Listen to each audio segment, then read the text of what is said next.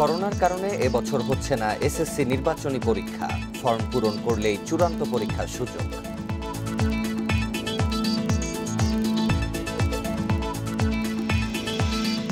ঢাকায় আসছেন নেপালের রাষ্ট্রপতি। যোগ দেবেন সুবর্ণ জয়ন্তীর অনুষ্ঠানে, সই হবে সমঝোতার স্মারক।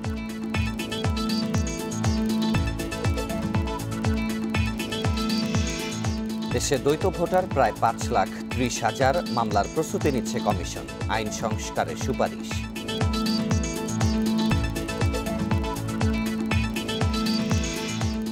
জাপান ও সিঙ্গাপুরের 3 প্রতিষ্ঠান মাতার বাড়িতে নির্মাণ করবে এলপিজি টার্মিনাল। নির্মাণ শুরু 2026 সালে।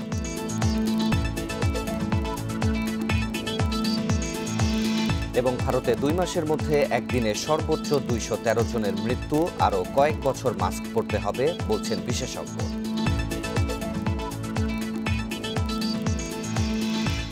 স্বাগত সকাল 9টার বিরতিহীন ইন্ডিপেন্ডেন্ট সংবাদে। সাথে আছি শাফাত বিন ফরিদ এবং আমি সঞ্চারী মজিদ তোমার। শুনছিলেন শিরোনাম, যাচ্ছি পুরো খবরে।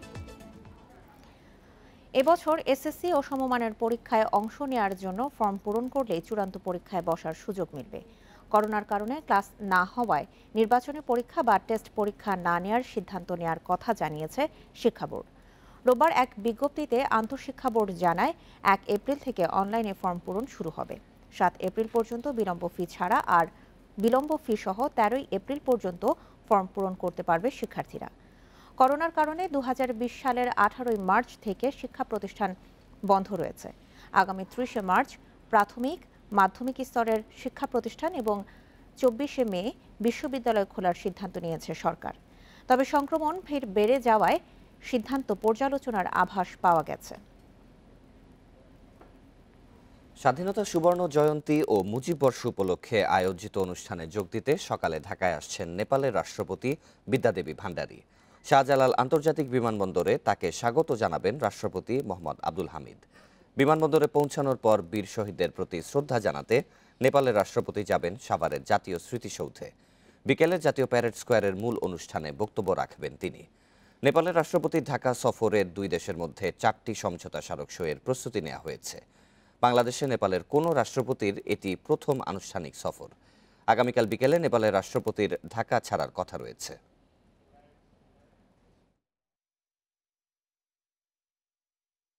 নেপালের রাষ্ট্রপতির ঢাকা সফরের বিষয়ে আরও খবর জানাতে এবার শাহজালাল আন্তর্জাতিক বিমানবন্দর থেকে যোগ দিচ্ছেন সহকর্মী নাফিজা দৌলা। নাফিজা, নেপালের রাষ্ট্রপতি ঠিক কয়টায় ঢাকা এসে পৌঁছাবেন এবং সরকারের পক্ষ থেকে কোন কোন প্রতিনিধি দলের কারা কারা যাচ্ছেন এবং পরবর্তীতে কি কি কর্মসূচি রয়েছে? আজকে ঠিক 10টা নাগাদ তিনি শাহজালাল আন্তর্জাতিক বিমানবন্দরে পৌঁছাবেন এবং যেটা আমি বলছিলাম যে তাকে রাষ্ট্রপতি মোহাম্মদ আব্দুল হামিদ স্বাগত জানাবেন এবং এখানে কিন্তু গার্ড অফ 3 বাহিনীর পক্ষ থেকে গার্ড অফ অনারের ব্যবস্থা করা হয়েছে। 21 বার তোপধ্বনির মধ্য দিয়ে তাকে লাল গালিচার সংবর্ধনা দেওয়ার আয়োজন করা হয়েছে এবং একই সাথে আমরা যতটুকু জানতে পেরেছি যে তিনি একটি বড় বহন নিয়েই নেপাল থেকে আসছেন, নেপালের রাষ্ট্রপতি বিদ্যাদেবী ভান্ডারী। এবং তিনি কিন্তু নেপালে বেশ আলোচিত একজন রাজনীতিবিদও বলা চলে এবং আজ আসবেন। আপনি জানেন যে বাংলাদেশের সুবর্ণ জয়ন্তী এবং মুজিব শতবার্ষিকীকে সামনে রেখে 10 দিন ব্যাপী রাষ্ট্রীয় অনুষ্ঠানের আয়োজন করা হয়েছে এবং আজকে নেপালের রাষ্ট্রপতি আসবেন। এর মধ্য দিয়ে কিন্তু 3 সরকার প্রধানের সফর বলা চলে যে ঢাকায় হতে যাচ্ছে এবং তারপরে কিন্তু আমরা জানি ভুটানের প্রধানমন্ত্রী এবং সর্বশেষ ভারতের প্রধানমন্ত্রী ঢাকা সফরের মধ্য দিয়ে 10 দিন ব্যাপী যে রাষ্ট্রীয় অনুষ্ঠানের আয়োজন করা হয়েছে সেটির সমাপনী টানা হবে। আজকে তিনি নেপালের রাষ্ট্রপতি প্রথমে শাহজালাল আন্তর্জাতিক বিমানবন্দর থেকে সরাসরি চলে যাবেন জাতীয় স্মৃতিসৌধে এবং তারপরে কিন্তু তার বেশ কয়েকটি কলন আছে। আমরা যতটুকু জানি যে পররাষ্ট্রমন্ত্রীর সাথে হোটেল ইন্টারকন্টিনেন্টালে তিনি দ্বিপাক্ষিক বৈঠক আছে, একটি সৌজন্য সাক্ষাৎ আছে এবং আজকে রাষ্ট্রপতির বঙ্গভবনে তিনি আতিথেয়তা গ্রহণ করবেন এবং সেখানে কিন্তু 4টি সমঝোতা স্মারক সই হওয়ার কথা রয়েছে বাংলাদেশ নেপালের মধ্যে এবং এই 4টি সমঝোতা স্মারক সই হওয়ার মধ্য দিয়ে সাংস্কৃতিক এবং বাণিজ্য যেই সম্পর্ক আছে সেটি আরও জোরদার হবে বলে বাংলাদেশ মনে করছে। হযরত শাহজালাল আন্তর্জাতিক বিমানবন্দর থেকে জানাচ্ছিলেন সহকর্মী নাফিজা দৌলা। বাংলাদেশের অগ্রগতির প্রশংসা করেছেন জর্ডানের বাদশাহ দ্বিতীয় আব্দুল্লাহ। বঙ্গবন্ধুর জন্মশতবার্ষিকী ও স্বাধীনতার সুবর্ণ জয়ন্তী উপলক্ষে 10 দিনব্যাপী আয়োজনের পঞ্চম দিনে তার পক্ষে ভিডিও বার্তায় এই প্রশংসা করেন দেশটির উপপ্রধানমন্ত্রী। সাংস্কৃতিক আয়োজনে ছিল চীনের মনোমুগ্ধকর পরিবেশনা। অনুষ্ঠান উপভোগ করেন প্রধানমন্ত্রী শেখ হাসিনা। বঙ্গবন্ধুর জন্মশতবার্ষিকী ও স্বাধীনতার সুবর্ণ জয়ন্তীর অনুষ্ঠান চলছে জাতীয় প্যারেড স্কয়ারে। পঞ্চম দিনের আয়োজন শুরু হয় যুদ্ধবিধ্বস্ত বাংলাদেশ পুনর্গঠনে জাতির জনকের লড়াইয়ের কাহিনী নিয়ে, ধ্বংসস্তূপে জীবনের গান প্রামাণ্য চিত্র দিয়ে। তথ্যমন্ত্রীর স্বাগত বক্তব্যের পর আলোচনা করেন সেতুমন্ত্রী ওবায়দুল কাদের ও ইতিহাসবিদ ডক্টর সৈয়দ আনোয়ার হোসেন। বঙ্গবন্ধু ধ্বংসস্তূপের মাঝেই গেয়েছেন জীবনে জয়গান, মৃত্যুর মিছিল থেকে তিনি উড়িয়েছেন সৃষ্টির পতাকা। তিনি বাংলাদেশকে পথে তুলে দিয়ে গিয়েছিলেন। তিনি নেতা যিনি পথ জানেন, পথ পরিক্রমা করেন এবং পথ দেখান। পরে জর্ডানের বাদশার পক্ষে উপপ্রধানমন্ত্রী আইমন সাদাফি ভিডিও বার্তায় বাংলাদেশের উন্নয়ন ও অগ্রগতির প্রশংসা করেন। গত 5 দশকে বাংলাদেশ সব ক্ষেত্রে অসাধারণ অগ্রগতি অর্জন করেছে, যার মাধ্যমে দেশের জনগণের সহনশীলতা ও নেতৃত্বের প্রজ্ঞা প্রতিফলিত হয়েছে। দুদেশের মানুষের সেবায় আমরা সম্পর্ক আরো দৃঢ় করতে চাই। শরণার্থী সংকট ও সন্ত্রাসবাদের মতো আঞ্চলিক চ্যালেঞ্জ মোকাবেলাতেও একসঙ্গে কাজ করতে চাই। We wish you many happy returns of these monumental occasions. অনুষ্ঠানের দ্বিতীয় পর্বে সাংস্কৃতিক আয়োজন দেখতে বঙ্গবন্ধু কন্যা শেখ রেহানাকে নিয়ে উপস্থিত হন প্রধানমন্ত্রী শেখ হাসিনা। মুজিব বর্ষের থিম সং এর পর চীনের মনোমুগ্ধকর পরিবেশনা। শিল্পী শাহাবুদ্দিনের ক্যানভাসে ফুটিয়ে তোলা হয় ৭২ থেকে ৭৫ পর্যন্ত বঙ্গবন্ধুর কর্মযজ্ঞ এবং 15ই আগস্টের নির্মম হত্যাকাণ্ডের ইতিহাস। এছাড়াও বঙ্গবন্ধুর জীবনের গল্প তুলে ধরা হয় নানা আয়োজনে। শিশু বিকাশে জাতির জনকের অবদান স্মরণ করে শত শিশুর কণ্ঠে আলো আমার আলো গান ও নাচের মধ্য দিয়ে শেষ হয় পঞ্চম দিনের আয়োজন।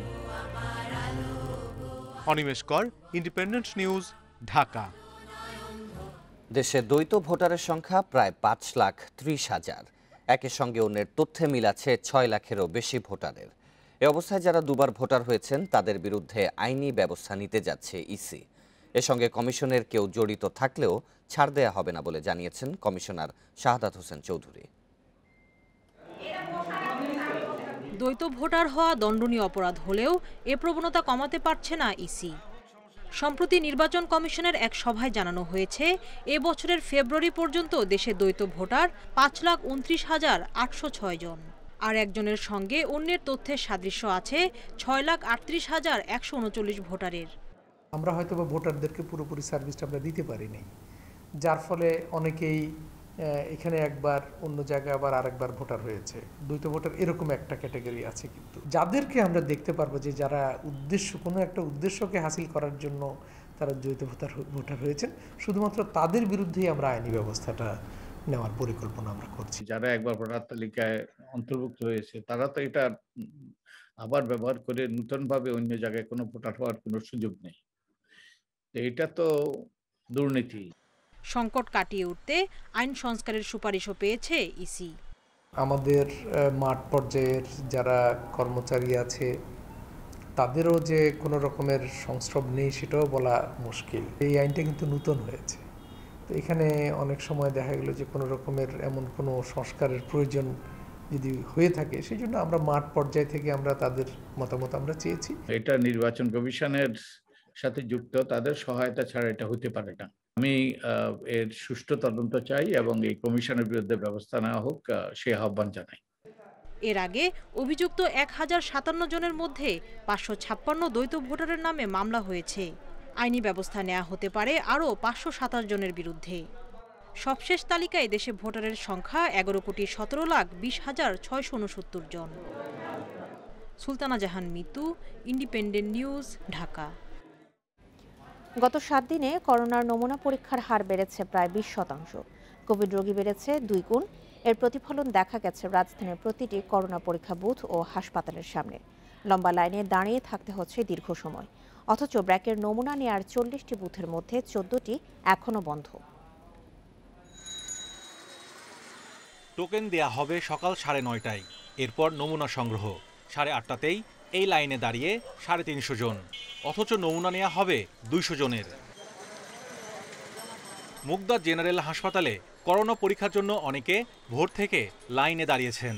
5 ঘন্টা দাঁড়িয়ে থেকেও অনেকে নমুনা না দিয়েই ফিরে যেতে হয়েছে। বৃদ্ধ, মহিলা, শিশু, বাচ্চারা সকাল 5টা থেকে লাইন দিয়ে দাঁড়াই রয়েছে। সেখানে কোনো সামাজিক দূরত্ব নেই, মানুষ পরীক্ষা করাতে আইসা আরও মানুষ করোনা সংক্রামিত হতে পারে। 4-5 ঘন্টা লাইনে থাকার পরে দেখা যায় 180 জনের যে কোটা সেটা ফিল আপ হয়ে যায়, এরপর তাদের ফেরত যেতে হয়, অসুস্থ রোগী সহ। টোকেনটা দিয়ে দিই আজকে, কালকেও যে এসে পাবো এমন কোনো তো সিউরিটি নাই। দুইটা স্লট আমাদের অ্যারাউন্ড 200-এর মতো হয়।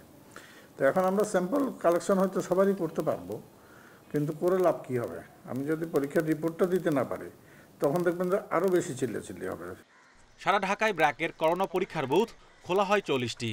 সংক্রমণ বাড়তে থাকলেও এখনো বন্ধ 14টি। আমাদের এই বুথে কালেকশন হতো ওপেন করেন যে 25 থেকে 30-এর মধ্যে, কিন্তু এখন বেড়ে যাওয়ার ফলে এটা সংখ্যাটা গিয়ে দাঁড়িয়েছে 70, 80, 90। যেহেতু করোনা সংক্রমণ কমে গিয়েছিল তাই অনেক বুথ বন্ধ হয়ে যায়। এখন সেগুলো হাসপাতালে স্থাপনের চিন্তা করছে স্বাস্থ্য অধিদপ্তর। একটা চ্যালেঞ্জ আমরা ফেস করছি যে বুথের জন্য কেউ জায়গা দিতে চাচ্ছে না, কারণ ওই যে মার্কেট প্লেস যেখানে জনসমাগম বেশি হয় সেখানে যেহেতু মানুষ জন বেশি, তারা ভাবছে যে এখানে আসতে হয়তো কিছু হবে। আমরা এখন চিন্তা করছি যে আমাদের যে সব হাসপাতাল বেস যেগুলো স্বাস্থ্য কেন্দ্র আছে, এই হাসপাতাল বেসই আমরা বুথগুলোকে বেশি রাখবো। এই পরিস্থিতিতে সবাইকে স্বাস্থ্যবিধি মেনে চলার পরামর্শ বিশেষজ্ঞদের।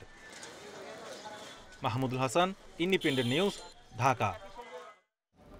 এদিকে মাস্ক না পরায় 233 জনকে 36,360 টাকা জরিমানা করেছে ঢাকা জেলা প্রশাসনের ভ্রাম্যমাণ আদালত। ঢাকার 15টি স্পটে অভিযান চালিয়ে এই জরিমানা করা হয়েছে। করোনা নিয়ে জনসচেতনতা কর্মসূচি শুরু করেছে ডিএমপিও। গত জুলাইয়ে করোনা সংক্রমণের যে হার সর্বোচ্চ ছিল, নভেম্বরের পর তা কমতে থাকে। তবে এবছরের মার্চে এসে আবারও উদ্বেগজনক পরিস্থিতি। সংক্রমণ ঠেকাতে মাস্ক পরা নিশ্চিতে মাঠে নেমেছে ঢাকা জেলা প্রশাসনের ভ্রাম্যমাণ আদালত। এই সময় স্বাস্থ্যবিধি না মানায় জনপ্রতি 50 থেকে 200 টাকা পর্যন্ত জরিমানা করা হয়েছে। যতদিন করোনা ভাইরাস এই পরিস্থিতি স্বাভাবিক না হবে এবং আমরা যতদিন পর্যন্ত দেখব যে মানুষ শতভাগ এই আইন কানুন মেনে না চলছে কিংবা স্বাস্থ্যবিধি মেনে চলছে না, ততদিন আমরা আমাদের এই অভিযান পরিচালনা আমরা অব্যাহত রাখব। জনসচেতনতা তৈরির অংশ হিসেবে মাস্ক বিতরণ কর্মসূচি করেছে ঢাকা মেট্রোপলিটন পুলিশ। আমাদের স্টাইল হচ্ছে বা কর্মপদ্ধতি হচ্ছে উদ্বুদ্ধকরণ। মানুষকে উদ্বুদ্ধ করে, মোটিভেট করে আমরা এই স্বাস্থ্যবিধি মানার জন্য মানুষকে এক ধরনের বাধ্য করতে চাই। তবে জোর প্রয়োগ করে আমরা বাধ্য করতে চাই না, এবং আমরা আশা করছি সবাই নিজের বিপদ বুঝতে পারবেন, নিজের ঝুঁকি বুঝতে পারবেন এবং নিজ থেকেই সচেতন হয়ে এই স্বাস্থ্যবিধিগুলো মেনে চলবেন। স্বাস্থ্যবিধি না মানলে পরিস্থিতি নিয়ন্ত্রণের বাইরে চলে যেতে পারে বলে সতর্ক করেছেন বিশেষজ্ঞরাও। তাই প্রশাসনের পাশাপাশি ব্যক্তিগত সচেতনতায় জোর দেওয়ার পরামর্শ তাদের। সারা দেশে আইন শৃঙ্খলা বাহিনী, জেলা প্রশাসনের প্রশাসন সর্বক্ষেত্রে আরও অ্যাক্টিভ হতে হবে। ভ্রাম্যমাণ আদালত আবার চালু করতে হবে এবং জনগণকে স্বাস্থ্যবিধি মানতে বাধ্য করতে হবে। করোনা টিকার দ্বিতীয় ডোজ নেওয়ার 2 সপ্তাহ পর তা কার্যকর হয়। তাই প্রথম ডোজ নেওয়ার পরেই নিশ্চিত হওয়ার সুযোগ নেই বলেও জানাচ্ছেন বিশেষজ্ঞরা। Khaled Raihan, independent news, Dhaka. দেখছেন সকাল 9টার বিরতিহীন সংবাদ। অন্যান্য খবরের সাথে সংবাদে আরও যা থাকছে। রাজধানীর বছিলায় সিআইডি ইন্সপেক্টর সহ 2 জনকে হাতুড়ি দিয়ে পিটিয়ে জখম, জমির বিরোধের জের।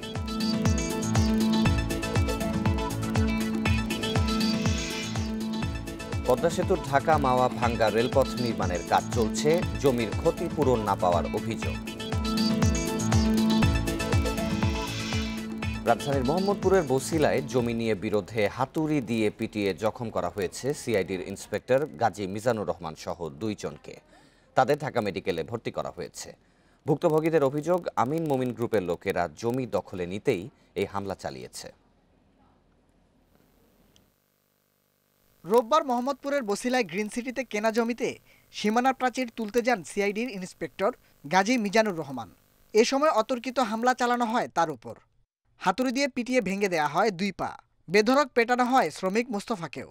পরে স্বজনেরা উদ্ধার করে মিজানুর রহমানকে ভর্তি করেন ঢাকা মেডিকেলে। তার মাথায় দেয়া হয় 26টি সেলাই।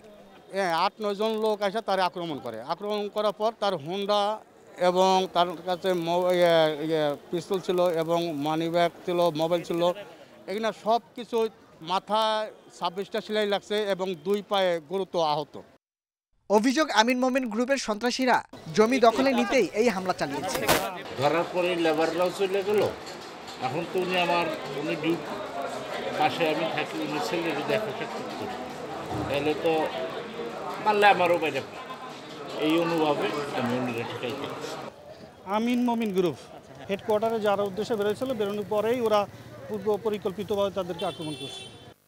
বসিলার গ্রিন সিটিতে ছেলের নামে 5 কাঠা জমি কিনেছিলেন সিআইডির ইন্সপেক্টর মিজানুর রহমান। তিনি কর্মরত নারায়ণগঞ্জে সিআইডির ক্রাইম ডিভিশনে। Nahid Kamal, independent news, Dhaka. গাজীপুরে অপহৃত 2 শিশুকেই হত্যা করেছে অপহরণকারীরা। গ্রেপ্তারের পর রিমান্ডের জিজ্ঞাসাবাদে এই তথ্য দিয়েছে অভিযুক্ত আলী আকবর। নিহাদের মরদেহ উদ্ধার হলেও সুমাইয়ার মরদেহের খোঁজে বালু নদীতে চলছে ফায়ার সার্ভিসের ডুবুরিদের অভিযান। পুলিশ বলছে, শিশু অপহরণের উদ্দেশ্যই ছিল মুক্তিপণ আদায়।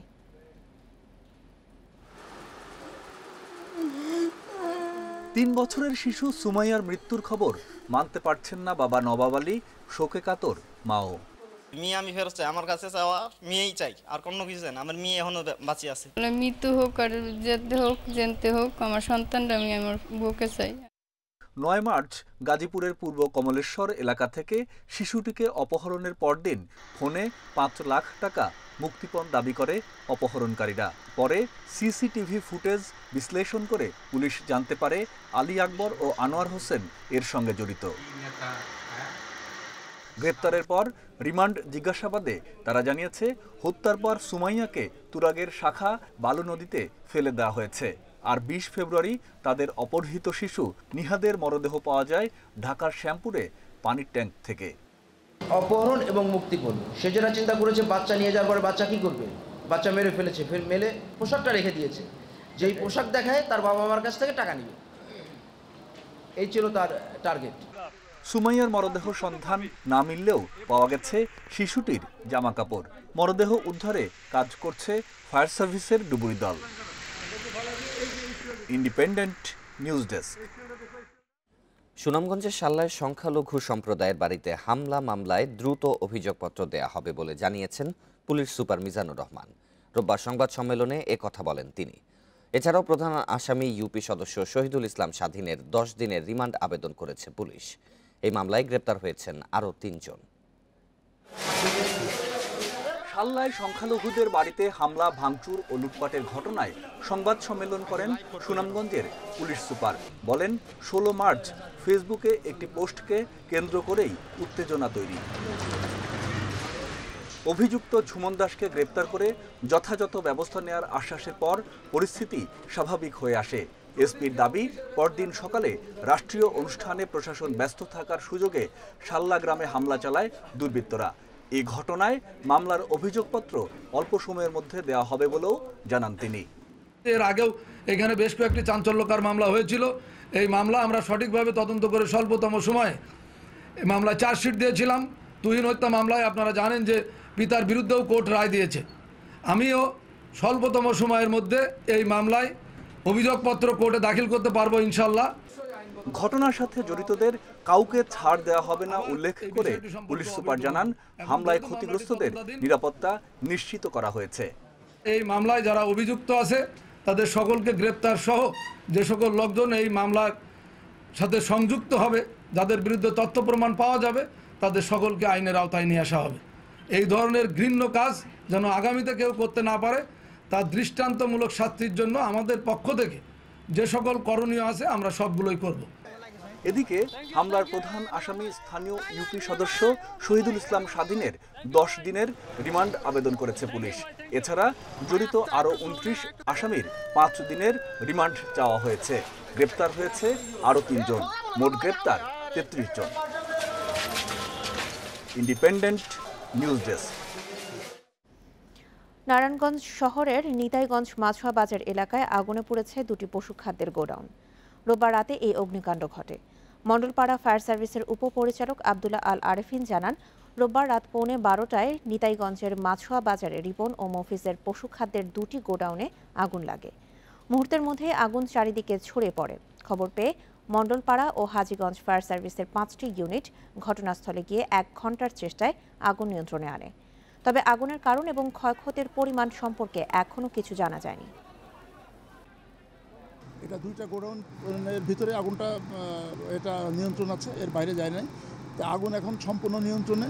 আমরা আমাদের মণ্ডলপাড়া 3টা এবং হাজীগঞ্জে 2টা, মোট 5টা ইউনিট আমরা এখানে কাজ করছি। শরীয়তপুরে আওয়ামী লীগ নেতা হাবিবুর রহমান হত্যা মামলার রায়ে ন্যায় বিচার না পাওয়ার অভিযোগে সদর উপজেলায় চলছে অর্ধবেলা হরতাল। সকাল থেকেই হরতাল সমর্থকেরা জেলা শহরের গুরুত্বপূর্ণ সড়কে টায়ার জ্বালিয়ে বিক্ষোভ করে।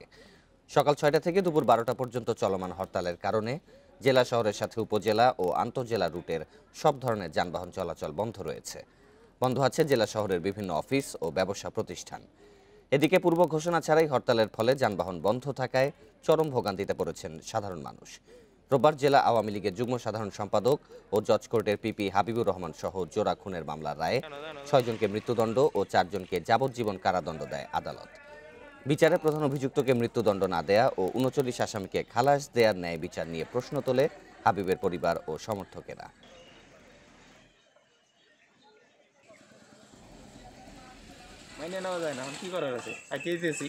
অর্ধেক নামায় দিল শরীয়তপুরে, আবার একটু যাবো আদৌ গাড়ি পাবো কিনা, আর ভাড়া অবশ্যই বেশি। এখন অটোওয়ালারাও 100-150 টাকা করে ভাড়া নিচ্ছে। সব জায়গায় ব্যারিকেড দাও, হরতাল দেওয়া, কারণ এই কারণে যাইতে পারতেছি না, দেখে রাত্রিতে ভাড়া ফেরত দিতেছি।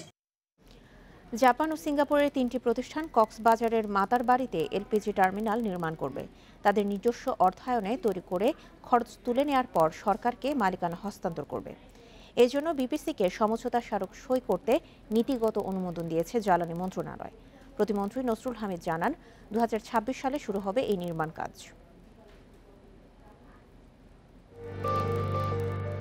প্রতি টন এলপিজি আমদানিতে খরচ হয় $100-এরও বেশি। বড় জাহাজে আনতে পারলে নেমে আসবে $40 থেকে $50। এ কারণে এলপিজি টার্মিনাল নির্মাণের সিদ্ধান্ত নিয়েছে বাংলাদেশ পেট্রোলিয়াম কর্পোরেশন বিপিসি। কিন্তু গত 4 বছরে কাজ আগায়নি খুব বেশি। দেরিতে হলেও নির্মাতা কোম্পানি নির্বাচন হয়েছে।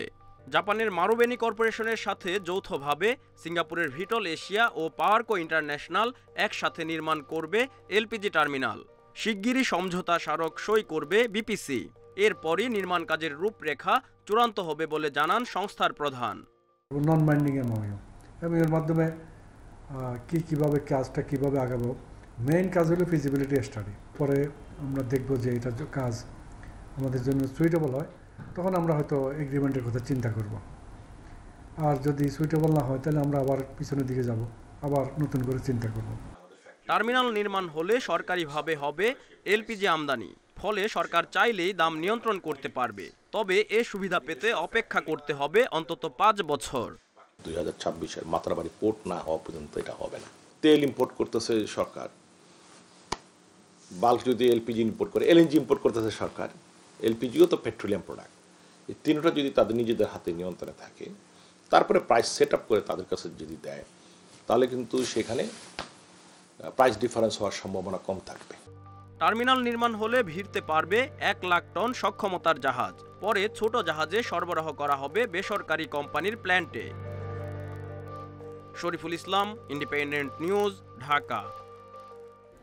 পদ্মা বহুমুখী সেতুর সাথে এগিয়ে চলেছে ঢাকা মাওয়া ভাঙ্গার রেলপথ নির্মাণের কাজ। তবে এই রেলপথ নির্মাণের জন্য দ্বিতীয় পর্যায়ে অধিগ্রহণকৃত জমির ক্ষতিপূরণের টাকা 1 বছরেও পাননি মাদারীপুরের শিবচর উপজেলার ক্ষতিগ্রস্তরা। যদিও বিভিন্ন অভিযোগের যাচাই বাছাইয়ে টাকা দিতে সময় লাগছে বলছেন জেলা প্রশাসক। মাদারীপুরের শিবচরের মনিরুদ্দিন হাজিরকান্দি গ্রামের 90 বছরের ইসলাম কাজী ছলছল চোখে এখন শুধুই তাকিয়ে থাকেন রেল লাইনের দিকে। কারণ তার শেষ আশ্রয়স্থল বাড়িটি ছিল এই রেল লাইনে। তবে মাওয়া ভাঙা রেলের জমি অধিগ্রহণের কারণে পরিবার পরিজন নিয়ে এখন ঠাঁই হয়েছে ফসলি জমিতে। যদিও এখন পর্যন্ত পাননি জমি অধিগ্রহণের সেই টাকা। 1 বছর যাওয়ার আমার দেশে টাকা পয়সা দেয় না, কষ্ট করতে আছি, অসহায় আছি আমরা, বাড়িঘর ছাড়া আছি আমরা। শুধু ইসলাম কাজী নন, এমন দুর্বিষহ অবস্থা শিবচর উপজেলার প্রায় ৫,০০০ মানুষের। দ্বিতীয় ধাপে মাওয়া-ভাঙ্গা রেলপথ নির্মাণে মাদারীপুরের শিবচর উপজেলার কাঁঠালবাড়ি, কুতুবপুর, সন্ন্যাসীর চর সহ ৬ ইউনিয়নের জমি অধিগ্রহণ করে সরকার। সরিয়ে নেওয়া হয় গাছপালা, ঘরবাড়ি সহ সব স্থাপনা। তবে বছর পেরিয়ে গেলেও এখনও জমি অধিগ্রহণের টাকা পাননি ভুক্তভোগী পরিবার। ১-১.৫ বছর ধরে মনে করেন বাড়িঘর নিচ্ছে, জায়গা জমি আমাদের। কিন্তু এই ঘর ভাঙা দেওয়ার পরে আমাদের সমস্ত ধরনের আমাদের রুজি রোজগারের ব্যবস্থাগুলো সব বন্ধ হয়ে গেছে। এখানে কেউ বিল পাইতেছে না, আমরা কেউ বিল পাইতেছে না। অনেক মানুষ অনেক অসহায়ভাবে এখানে জীবনযাপন করতে আছে। যদিও জেলা প্রশাসকের দাবি বিভিন্ন অভিযোগের যাচাই বাছাইয়ের ফলে সময় বেড়েছে। আড্ডার নোটিশ পাওয়ার পরে মানুষজনেরা বুঝতে পারছে যে তাদের জমির মূল্য কম আসছে। তো সেইটা আমরা পরে ইনকোয়ারি করে যে মৌজা রেট কম আসছে কিনা সেটা করে আমরা সেটা আবার ঠিক করেছি এবং সেই নোটিশের প্রেক্ষিতে এখন জনগণ প্রত্যেকেই জমির মূল্যটা পেয়ে যাবে। জমির মালিকরা যাতে ক্ষতিপূরণের প্রকৃত অর্থ থেকে বঞ্চিত না হয় সে বিষয়ে কঠোর নজরদারির দাবি জানিয়েছেন স্থানীয়রা। আমাদের এক দফা এক দাবি, আমাদের বিল কবে দিবে। Independent news desk.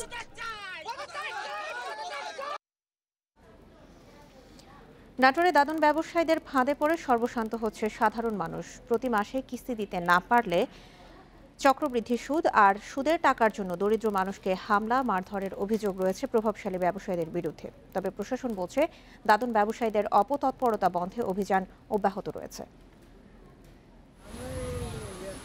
নাটোরের ৮০% মানুষ কৃষিকাজ করে জীবিকা নির্বাহ করেন। পুঁজি কম থাকায় অনেক সময় কৃষিপণ্য উৎপাদনে দাদন ব্যবসায়ীদের ঋণের টাকার উপর নির্ভর করতে হয় তাদের। সুদের টাকার জন্য ২০১৮ সালে লালপুর উপজেলায় এক ব্যবসায়ীর সহযোগীদের হামলায় মোস্তফা আলী নামে এক কৃষকের মৃত্যুর অভিযোগ স্থানীয়দের। ওই ঘটনায় মামলার পর ৪ জন গ্রেপ্তার হলেও জামিনে বেরিয়ে আবারও ওই ব্যবসায় চালাচ্ছে তারা। চলতি বছরের জানুয়ারিতে সদরের চন্দ্রকলা গ্রামের এক কৃষককে স্থানীয় এক ব্যবসায়ীর মারধরের প্রতিবাদে মানববন্ধন করে স্থানীয়রা। গুরুদাসপুরের বিয়াঘাট ইউনিয়নের মেম্বার বেলাল হোসেনের বিরুদ্ধে দাদন ব্যবসার অভিযোগ উঠলেও তা অস্বীকার করেন তিনি। লোয়ার পরে মনে করেন সে টাকা দিতে পারে না, আইসি বাদ মারধর করে, গরু বছর খুলে নিয়ে যায়, এরকম ধরনের কারবার হলে বেলালের। আমি দাদন ব্যবসায়ীও না, আমি জাস্ট ২-১ এলাকার মেম্বার হিসেবে আমার কাছে দাবি করে হাওলাত হিসেবে আদান প্রদান করে। কৃষকদের অভিযোগ ঋণের টাকা নিতে দাদন ব্যবসায়ীদের মাসে দিতে হয় ১০ থেকে ২০% সুদ। কিস্তি দিতে না পারলে সুদ বাড়ে, চক্রবৃদ্ধি হারে। দিনে দিনে টাকা দিছি, আমি ৬০,০০০ টাকা দিছি। দেওয়ার পর তা বাইতাসে আমার হুমকি দেয়। হুমকি দেওয়ার পর আমার বেটার গরু খুশালি যাত্রা। সুদখোর ঘুষখোর এগুলা দেশে বৃদ্ধি হয়ে গেছে, এগুলো বন্ধ হওয়ার দরকার অবশ্য। তবে পুলিশের দাবি প্রশাসনের নিয়মিত অভিযান চলায় দাদন ব্যবসা অনেকটাই কমে গেছে। জেলা পুলিশের তৎপরতার কারণে বর্তমানে নাটোরের দৃশ্যমান যে বিষয়গুলো, দাদন ব্যবসাটা অনেকাংশেই সীমিত হয়ে গেছে। আমরা কাজ করছি। দাদন ব্যবসায়ীদের কবল থেকে দরিদ্র কৃষকদের রক্ষায় উচ্চ সুদে ঋণ বন্ধ এবং সরকারি ব্যবস্থাপনায় সহজ শর্তে কৃষি ঋণের ব্যবস্থা করার দাবি স্থানীয়দের। Independent news desk. সারা দেশের পেঁয়াজ বীজের ৭০% চাহিদা মেটায় ফরিদপুরের চাষিরা। এবছরও পেঁয়াজ বীজের বাম্পার ফলনে আশাবাদী তারা, যা থেকে ২৫০ কোটি টাকার বেশি আয়ের সম্ভাবনা দেখছে কৃষি বিভাগ। ১ যুগ আগে ২ বিঘা জমিতে পেঁয়াজ বীজ চাষ শুরু করেন গোবিন্দপুরের লাভলি ইমতিয়াজ মোল্লা দম্পতি। গত মৌসুমে ২০ বিঘা জমিতে চাষ করে আয় করেন কোটি টাকা। আবহাওয়া ঠিক থাকলে এবারে ৩০ বিঘা জমি থেকে অন্তত ৯০ মণ বীজ উৎপাদনের আশা তাদের। কাজ করার পরে যে সময়টুকু পাই সেই সময়টুকু ক্ষেতের পিছনে ব্যয় করি। এর জন্য আমাদের উন্নতি হয়েছে। বিঘায় ৩ মণ করে বীজ হবে, তাতে ৯০ মণ বীজ হবে। ৯০ মণ বীজ হবে, তাতে আল্লাহ যদি আমার ভালো পয়সা দেয় তাতে আমি ২ কোটি টাকা বেচতে পারবো। এমন স্বপ্ন নিয়ে বীজ চাষ করছেন ফরিদপুরের আরও অনেকে। কয়েক সপ্তাহ পরই পেঁয়াজ বীজ তোলার সময়। এবারে ১০৫৬ মেট্রিক টন বীজ উৎপাদনে আশাবাদী কৃষকরা, যা দেশের চাহিদার ৭০% পূরণ করবে। বেকার যারা যুবকরা আছে এই পেঁয়াজের দানার সাথে জড়িত হয়ে অনেকে স্বাবলম্বী হয়েছে। আরও যারা বেকার আছে তাদেরকে উদ্বুদ্ধ করা হচ্ছে। পেঁয়াজ বীজ উৎপাদনে চাষিদের নিয়মিত পরামর্শ দিচ্ছে কৃষি বিভাগ। তারা বলছে এবারে কৃষকদের 250 কোটি টাকার বেশি আয়ের সম্ভাবনা। আশা করি অদূর ভবিষ্যতে এই পেঁয়াজের বীজ উৎপাদনের পরিমাণ আরো বাড়বে, যাতে আমাদের বাইরে থেকে পেঁয়াজের বীজ আমদানি করতে হবে না, আমাদের নিজেদের পেঁয়াজের বীজ নিজেরাই উৎপাদন করতে পারবো এবং সেই পেঁয়াজের বীজ দিয়ে আবাদ করে আমাদের দেশেও চাহিদার বহুলাংশে আমরা চাহিদা মেটাইতে পারবো। ফরিদপুরের 5 উপজেলায় 1711 হেক্টর জমিতে এবার পেঁয়াজ বীজের আবাদ হয়েছে। Independent news desk. এখনো জমেনি অমর 21শে বইমেলা। প্রকাশকদের আশা আগামী শুক্রবারের পর বাড়বে জনসমাগম। আর এখন যারা আসছেন তাদের মধ্যে দর্শনার্থীর সংখ্যাই বেশি। কোনো প্রকাশক অবশ্য দর্শনার্থী কম হওয়ার জন্য করোনা সংক্রমণ এবং শিক্ষা প্রতিষ্ঠান বন্ধ থাকার প্রভাবের কথাও বলছেন। করোনা মহামারীর মধ্যে বইমেলা পার করল চতুর্থ দিন। রোববার দর্শনার্থী সমাগম কিছুটা বাড়লেও ক্রেতার সংখ্যা হাতে গোনা। যারা এসেছেন তাদের অনেকেই প্রশংসা করেছেন মেলার পরিবেশের। কেউ কেউ জানালেন বই কিনবেন সামনের দিনগুলোতে। পরিবেশ অনেক সুন্দর হয়েছে, এবার অনেক বড় জায়গা নিয়ে করা হয়েছে। স্টলগুলো দেখা যাচ্ছে যে একটু দূরে দূরে হওয়ার কারণে মানুষের মধ্যে এতটা সোশ্যাল ডিস্টেন্সিংটা মেনটেন করা হচ্ছে, এই জন্য দেখা যাচ্ছে ওই করোনার ওই প্রবলেমটা হয়তো এতটা ফেস করতে হচ্ছে না। এখনো কিনা হয়নি, আরও অনেক দিন আছে, আসবো, দেখবো, কিনবো। বিক্রেতারা জানিয়েছেন মেলায় পাঠক এলেও তাদের খুব একটা বই কিনতে দেখা যাচ্ছে না। কেউ কেউ বলছেন শুরুর দিকে এরকম সবসময় হয়, তবে ছুটির দিনগুলোতে সমাগম বাড়ে। হয়তো দিন যাওয়ার সাথে সাথে ক্রেতাদের সংখ্যাও বাড়বে। করোনার কারণে যে কারণে সবাই একটু ভয় আছে যে পরিবেশ কি হতে পারে না হতে পারে। আর একটা জিনিস হচ্ছে কি, সবচেয়ে বড় কথা, ফেব্রুয়ারির মেলাটা, ফেব্রুয়ারির যে আমেজ, এটা কিন্তু মার্চে গিয়ে পাওয়া যায় না। পাঠকদের মধ্যে দর্শনার্থীটা বেশি, যে আসছে, দেখছে কি বই বের হচ্ছে, জিজ্ঞেস করে, হয়তো ওনার পছন্দের একজন লেখকের কথা আমি বলছি, যেমন আসবে আরও 4 দিন পরে আসবে বইটা, ও আচ্ছা ঠিক আছে, এটা চলে গেল। বাংলা একাডেমি প্রাঙ্গণ ও সোহরাওয়ার্দী উদ্যানের প্রায় 15 লাখ বর্গফুট জায়গা জুড়ে বসেছে এবারের বইমেলা। চতুর্থ দিন মেলায় নতুন বই এসেছে 81টি, আর এ পর্যন্ত 200টি। আল আমিন হোসেন, ইন্ডিপেন্ডেন্ট নিউজ, ঢাকা। ভারতে আবারও উদ্বেগজনক হারে বাড়ছে করোনার শনাক্ত ও মৃত্যুর সংখ্যা। রোববার দেশটিতে নতুন করে রোগী শনাক্ত হয়েছে 47,000-এর বেশি, যা গত 4 মাসের মধ্যে সর্বোচ্চ। 24 ঘন্টায় দেশটিতে মৃত্যু হয়েছে 213 জনের। এই সংখ্যাও গত 2 মাসের মধ্যে একদিনে সর্বোচ্চ। এদিকে বিশ্বে একদিনে করোনায় মারা গেছেন 5,500-এর বেশি মানুষ, আক্রান্ত 4,20,000। এ নিয়ে বিশ্বে মোট প্রাণহানি ছাড়ালো 27,27,000, আর আক্রান্তের সংখ্যা 12,38,00,000-এর বেশি। এদিকে নতুন আশঙ্কার কথা জানিয়েছেন ব্রিটিশ চিকিৎসকেরা। তারা বলছেন স্বাভাবিক জীবনে ফেরার আগে সবাইকে মাস্ক পরা ও সামাজিক দূরত্ব মেনে চলতে হবে, আর এই সময়সীমা কয়েক বছর দীর্ঘ হতে পারে। পশ্চিমবঙ্গের বিধানসভা নির্বাচন ঘিরে চলছে পশ্চিমবঙ্গের বিধানসভা নির্বাচনের বাকি নেই আর 1 সপ্তাহ। মমতা মোদির পাল্টাপাল্টি আক্রমণে গরম নির্বাচনী প্রচারের ময়দান। ভারতের প্রধানমন্ত্রী বলেন, বাংলার জনগণকে লাথি মারতে দেব না। অন্যদিকে 1 শটেই বাংলার বাইরে বের করতে পারেন বলে মন্তব্য করেন তৃণমূল নেত্রী। পশ্চিমবঙ্গের বিধানসভা নির্বাচন ঘিরে চলছে রাজনৈতিক দলগুলোর প্রচার। গত 5 দিনে রাজ্যে 3টি সভা করেন ভারতের প্রধানমন্ত্রী নরেন্দ্র মোদী। রোববার বাঁকুড়ায় সমাবেশে একটি ব্যঙ্গচিত্রের প্রসঙ্গ তুলে তৃণমূল নেত্রী মমতা বন্দ্যোপাধ্যায়কে তীব্র ভাষায় আক্রমণ করেন তিনি।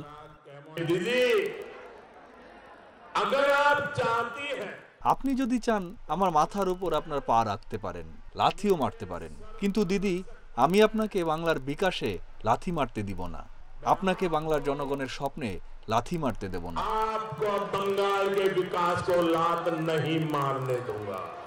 সম্প্রতি একটি ব্যঙ্গচিত্র ঘিরে উত্তাপ বেড়েছে নির্বাচনে, যাতে দেখা যায় পায়ে ব্যান্ডেজ আর এর নিচে এক পৌরের মুখ। বিজেপির দাবি, এই পৌর ভারতের প্রধানমন্ত্রী, তবে তৃণমূল তা অস্বীকার করেছে। এদিকে জখম পা নিয়েও একের পর এক সভা করে যাচ্ছেন মমতা। রোববার পূর্ব মেদিনীপুরে নির্বাচনী প্রচারে বিজেপিতে সদ্য যোগ দেওয়া শুভেন্দু অধিকারীর বাবা শিশির অধিকারীর সমালোচনা করেন তিনি। আমি একটা বড় গাধা, জানেন তো? আমি নিজেকে গাধা বলছি, তার কারণ আমি বুঝতে পারিনি এদের এত গুণ। লুটদাঙ্গা মানুষ খুন, এদের এত গুণ আমি জানতাম না। এত টাকা করেছে যে সেই টাকা বাঁচানোর জন্য পালিয়েছে। বলছে জ্যোতির্ময়দা বলছে 5,000 কোটি টাকা। পায়ে চোট পেলেও মনোবল অটুট আছে বলে ইঙ্গিত দেন তৃণমূল নেত্রী। আরে তোমরা আমার মাথায় মেরেছো, তোমরা আমার দুহাত ভেঙেছো, তোমরা আমার কোমরে মেরেছো, তোমরা আমার পেটে মেরেছো, তোমরা আমার চোখে মেরেছো, শুধু পাটা বাকি ছিল সেখানেও আঘাত করেছে। জেনে রেখে দাও, এই এক পা দিয়ে আমি যদি বল মারি না, সেই বল মেরে সব কটাকে বল আউট করে মাঠের বাইরে বের করে দেবে। এর আগে এগরায় অমিত শাহের সঙ্গে জনসভায় যোগ দেন শিশির অধিকারী। জানান, আত্মসম্মান রক্ষার্থেই নির্বাচনে মমতার বিরুদ্ধে লড়তে চান তিনি। সায়রা খান, ইন্ডিপেন্ডেন্ট নিউজ। বাংলাদেশের মুক্তি সংগ্রামে বিশ্ব জনমত গঠন বা সহায়তা তহবিল গঠনে অবিস্মরণীয় অবদান রেখেছিল কনসার্ট ফর বাংলাদেশ। যুক্তরাষ্ট্রের নিউ ইয়র্কে আয়োজিত কনসার্টটির 50 বছর পূর্তির ঐতিহাসিক ক্ষণকে স্মরণীয় করে রাখতে একই আদলে আয়োজিত হতে যাচ্ছে আরেকটি কনসার্ট। আর এর নেতৃত্ব দেবেন মূল কনসার্টের প্রধান উদ্যোক্তা 2 সঙ্গীত তারকা রবি শঙ্কর আর জর্জ হ্যারিসনের সন্তানরা।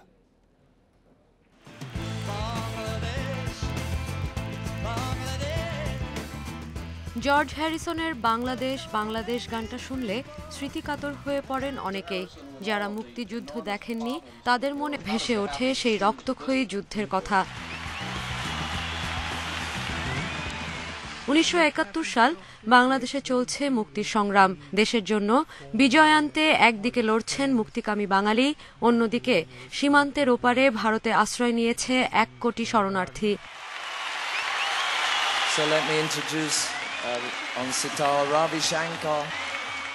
তাদের এই দুর্দশা দেখে চুপ করে থাকতে পারেননি বিশ্বখ্যাত সেতার বাদক পণ্ডিত রবি শঙ্কর।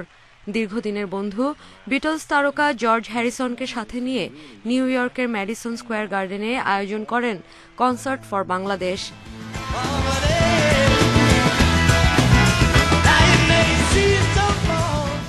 কনসার্টে গান আর সুরের ভাষায় বিশ্ববাসীকে জানান দেন বাংলাদেশের মুক্তিযুদ্ধের কথা। 40,000 দর্শকের সামনে সেই কনসার্টে হ্যারিসনের শেষ গান ছিল বাংলাদেশ বাংলাদেশ, যা শুনে বাংলাদেশের পক্ষে আরো জোরালো হয় বিশ্ব জনমত। কনসার্ট ফর বাংলাদেশ থেকে $2,43,000 সংগ্রহ করে বাংলাদেশের শিশুদের জন্য ইউনিসেফের সহায়তা তহবিলে দান করেন উদ্যোক্তারা। এবার বাংলাদেশের স্বাধীনতা এবং বাংলাদেশ ভারত দ্বিপক্ষীয় সম্পর্কের সুবর্ণ জয়ন্তীর বছরে ঐতিহাসিক সেই কনসার্ট ফর বাংলাদেশের পুনর্মঞ্চায়নের উদ্যোগ নিয়েছে ভারত সরকার। আর সেই উদ্যোগের কেন্দ্রবিন্দুতে রাখা হয়েছে মূল কনসার্টের 2 প্রধান উদ্যোক্তা জর্জ হ্যারিসনের ছেলে ড্যানি হ্যারিসন এবং রবি শঙ্করের মেয়ে Anoushka Shankar. Indian council for cultural রিলেশনসের তত্ত্বাবধানে এই কনসার্ট আয়োজনের মাধ্যমে কিংবদন্তি পিতাদের অমর কীর্তিকে আরও একবার সবার সামনে তুলে ধরতে চান ধানি এবং আনুষ্কা। সাদিয়া ফ্রেন, ইন্ডিপেন্ডেন্ট নিউজ। 70 বছর ধরে অবস্থান করা শরণার্থীদের নাগরিকত্ব দেওয়ার ঘোষণা দিয়ে পশ্চিমবঙ্গের বিধানসভা নির্বাচনের ইশতেহার দিয়েছে বিজেপি। এছাড়া সরকারের চাকরিতে নারীদের 33% কোটা সংরক্ষণ, শিক্ষা, কৃষির উন্নয়নের প্রতিশ্রুতিও দেওয়া হয়েছে, যাকে সোনার বাংলা গড়ার রুট ম্যাপ বলছেন বিজেপি নেতা অমিত শাহ। পূর্ব মেদিনীপুরের এগরায় রোববার জনসভায় অংশ নেন বিজেপির অমিত শাহ। পরে কলকাতায় ফিরে ঘোষণা করেন পশ্চিমবঙ্গের বিধানসভা নির্বাচনের বিজেপির ইশতেহার।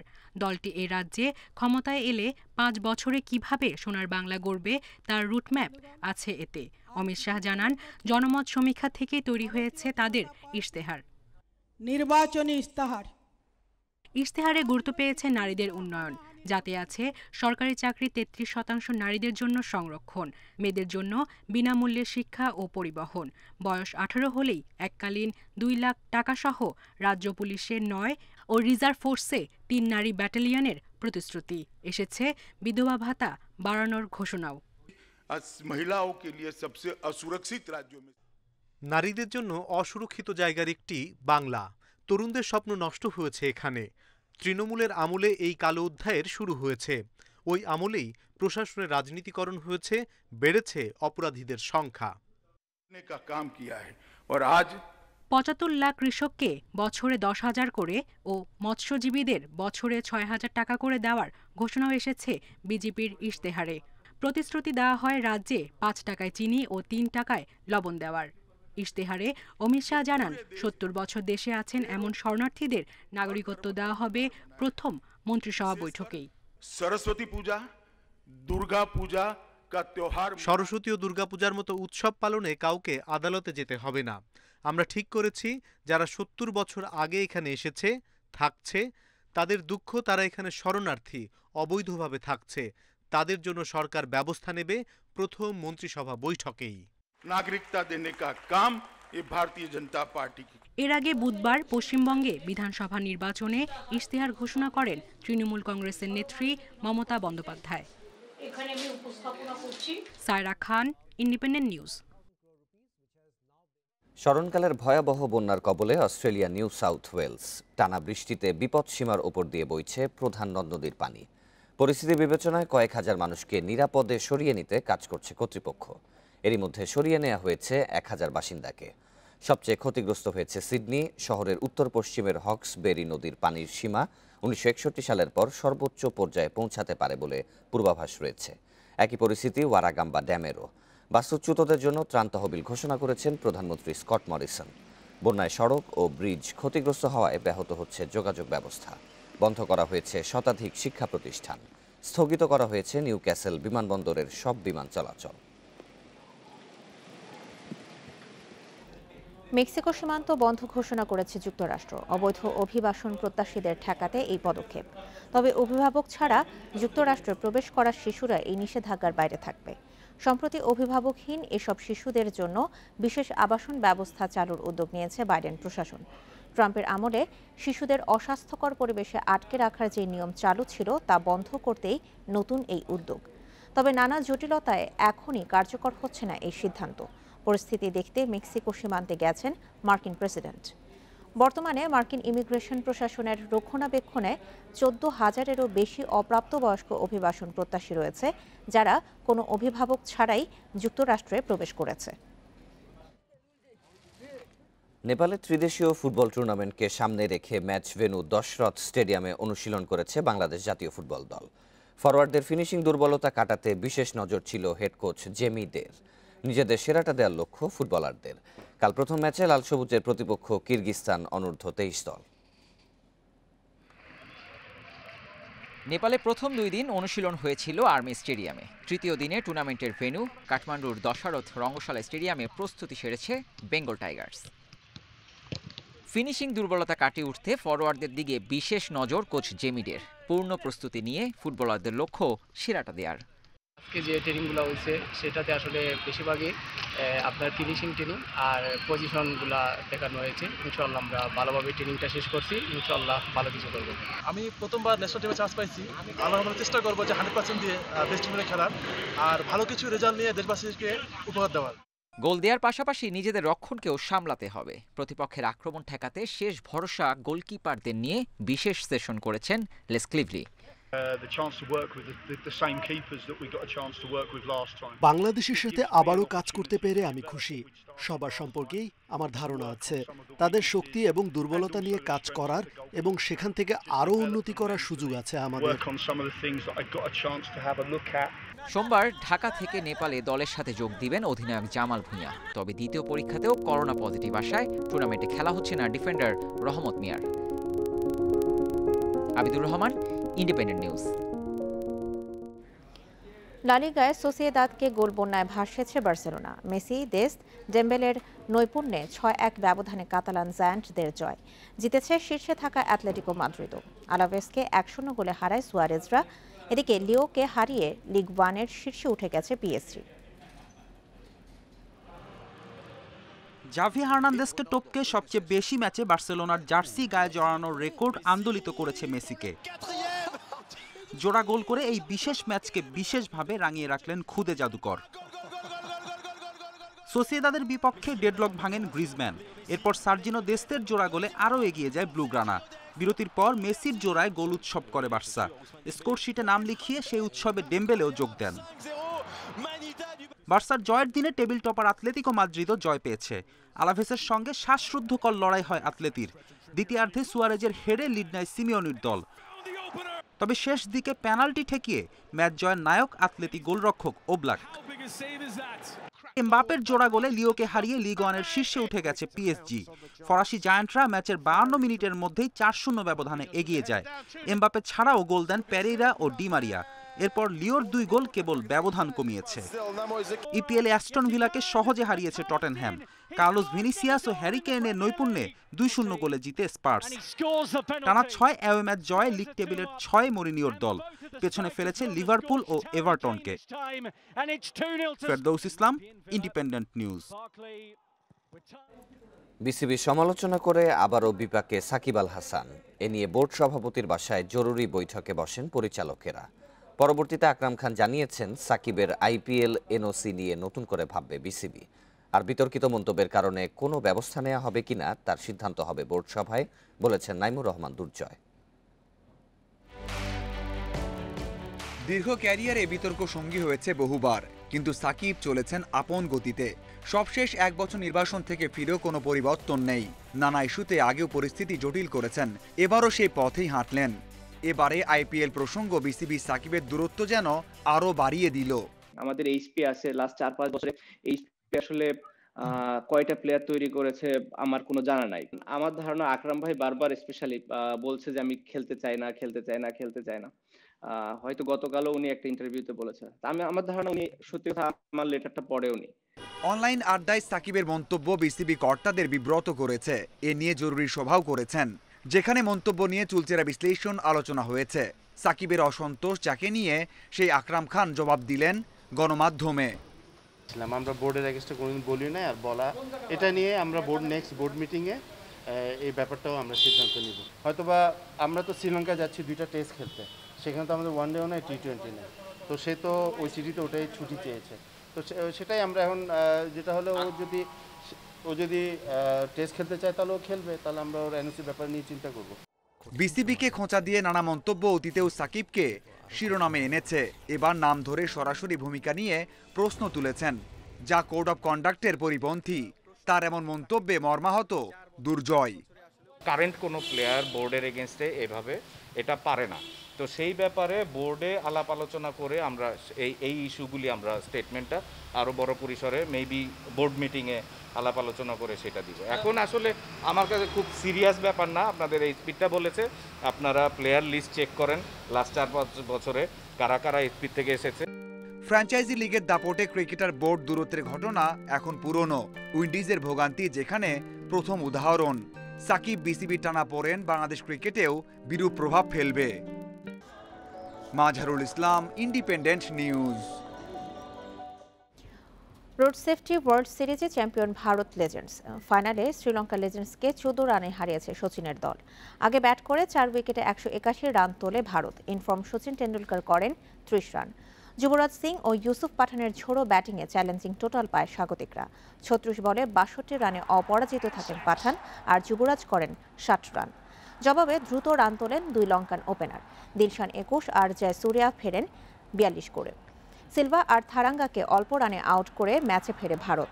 বীরারত্নে ও জয় সিং সর্বোচ্চ চেষ্টা করলেও শেষ রক্ষা হয়নি। 7 উইকেটে 167 রানে শেষ হয় শ্রীলঙ্কা লেজেন্ডসের ইনিংস। ইটালিয়ান সেরিয়াতে আবারও ধাক্কা খেয়েছে ইউভেন্টাস। এবার ঘরের মাঠে বেনেভেন্তোর কাছে হেরে শিরোপা লড়াই থেকে একরকম ছিটকে গেছে রোনালদোরা। আলিয়ান্স স্টেডিয়ামে প্রথমার্ধ শেষ হয় গোলশূন্য সমতায়। চেষ্টা করেও গোলমুখ খুলতে পারেনি ইউভেন্টাস। অন টার্গেটে 8 শটেও সফলতা নেই, বিপরীতে একটিতেই বাজিমাত বেনেভেন্তোর। 69 মিনিটে জয়সূচক গোলটি করেন আদোলফো গেইজ। এই হারে শীর্ষে থাকা ইন্টার মিলানের সাথে ব্যবধান এখন 10 পয়েন্টের। এদিকে এফএ কাপে শেফিল্ড ইউনাইটেডকে 2-0 গোলে হারিয়ে সেমিফাইনালে চেলসি। স্ট্যামফোর্ড ব্রিজে ম্যাচে 24 মিনিটেই আত্মঘাতী গোলে এগিয়ে যায় চেলসি। চিলওয়েলের চেষ্টা পূর্ণতা পায় নরউডের কল্যাণে। ইনজুরি টাইমে ব্যবধান বাড়িয়েছেন হাকিম জিয়েক। নভেম্বরে এশিয়ান আর্চারি চ্যাম্পিয়নশিপের আয়োজক বাংলাদেশ। কিরগিজস্তানে হওয়ার কথা থাকলেও সেখানকার করোনা পরিস্থিতি বিবেচনায় এই সিদ্ধান্ত। একই সময় ওয়ার্ল্ড আর্চারির কংগ্রেসও হবে ঢাকায়, জানিয়েছেন আর্চারি ফেডারেশনের সাধারণ সম্পাদক কাজী রাজিবউদ্দিন আহমেদ চপল। রাষ্ট্রীয় এশিয়া কংগ্রেস ঢাকায় অনুষ্ঠিত হবে। তারপর দিন থেকে 13 থেকে 19 তারিখ। শেষ করছি সকাল 9টার 1 ঘন্টার বিরতিহীন ইন্ডিপেন্ডেন্ট সংবাদ। তবে তার আগে শিরোনামগুলো আরও একবার। করোনার কারণে এবছর হচ্ছে না এসএসসি নির্বাচনী পরীক্ষা, ফর্ম পূরণ করলেই চূড়ান্ত পরীক্ষার সুযোগ।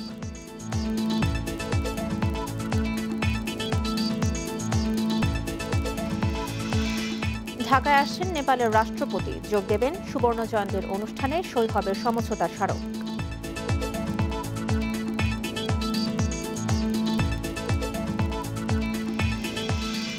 দেশে দ্বৈত ভোটার প্রায় 5,30,000, মামলার প্রস্তুতি নিচ্ছে কমিশন, আইন সংস্কারের সুপারিশ।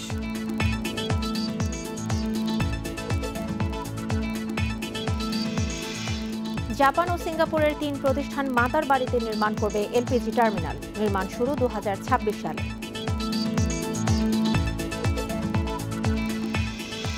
এবং ভারতে 2 মাসের মধ্যে একদিনে সর্বোচ্চ 213 জনের মৃত্যু, আরও কয়েক বছর মাস্ক পরতে হবে বলছেন বিশেষজ্ঞ। আর এই ছিল সকাল 9টার বিরতিহীন সংবাদে। ইন্ডিপেন্ডেন্ট টেলিভিশনের সব খবর আরও বিস্তারিত জানতে চোখ রাখুন ফেসবুক, ইউটিউব এবং টুইটারে। আমাদের সাথে থাকার জন্য ধন্যবাদ সবাইকে।